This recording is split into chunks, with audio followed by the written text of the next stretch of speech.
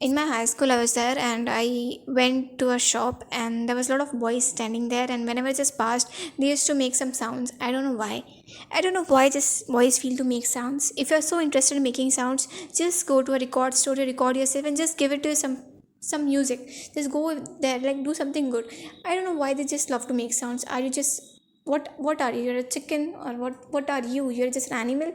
Just want to do something like a dog do something, a cat do something. Like, what do you want to make to understand by making those sounds? How somebody can feel so good making this disgusting and this useless sound? I don't know why. It is very common in schools and colleges that boys makes annoying sounds sitting at the back. I don't know why you're enjoying all that shit. What you guys want to just come out?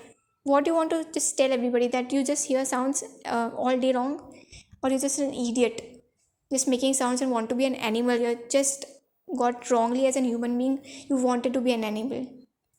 Like what? I don't understand.